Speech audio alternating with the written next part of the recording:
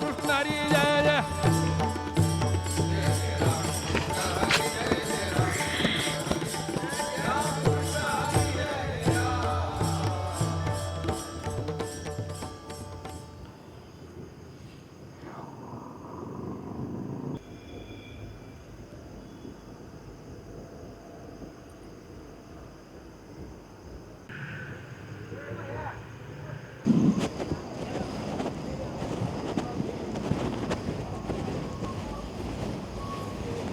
आत नाही आला.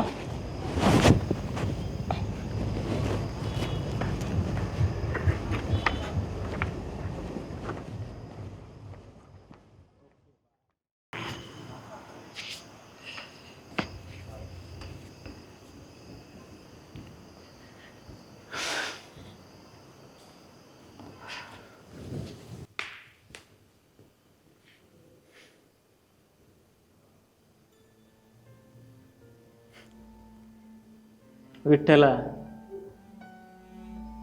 आज काय मागायला आलो नाही. माझे थोडे प्रश्न आहेत, त्याची उत्तरं पाहिजेत मला.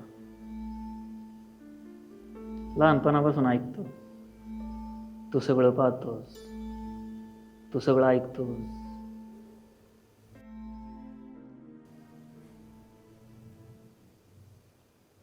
मग आजकाल तो शांत कसा काय? राजकारण लोकांसाठी असतात म्हणतात, पण आजकाल राजकारणात लोक एवढे हरवलेत ना. निवडणुका येतात, सरकार बदलतं, सरकारमधली माणसं बदलतात, पण सामान्य माणसाची परिस्थिती आहे तशीच राहते. असं का?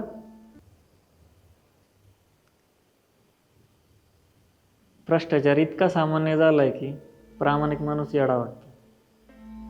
खरं बोलणारा हरतो, खोटं बोलणारा जिंकतो. ह्यालाच कलियुग म्हणायचं का?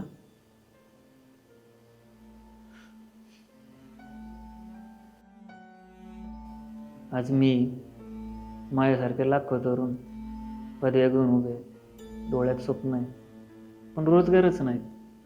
असं का? मेहनतीपेक्षा ओळख महत्वाची का? गुणांपेक्षा शिफारस महत्वाची का?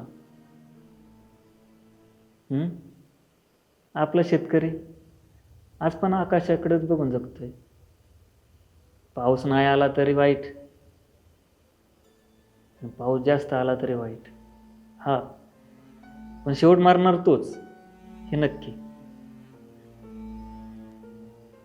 बातमी काय 2 मिनिटाची? असं का? बातमीवरून आठवलं,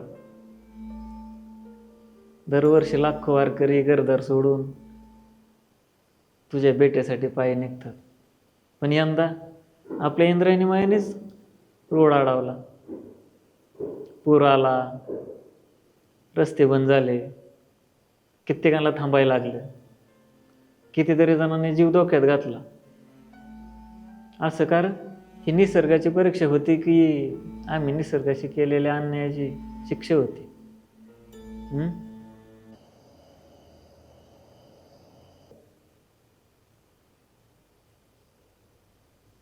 एक प्रश्न माझ्यासाठी पण आहे. मी कुणाचं वाईट केलं नाही, कुणाचं करत पण नाही. मेहनत करतो, माझ्या स्वप्नांसाठी लढतो, तर प्रत्येक वेळेस परीक्षा माझीच का? कधी कधी वाटतं मी चुकीचं आहे का?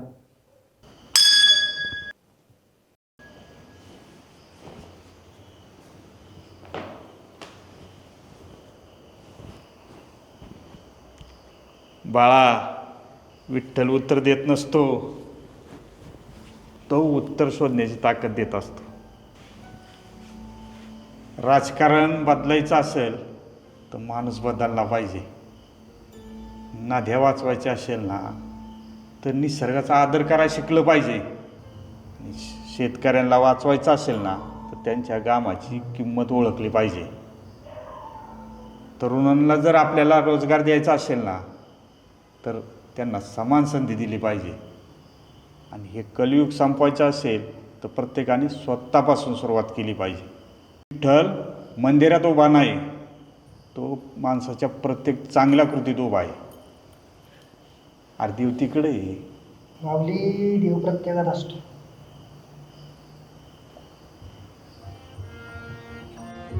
बाळा, माऊली, देव प्रत्येकात असतो.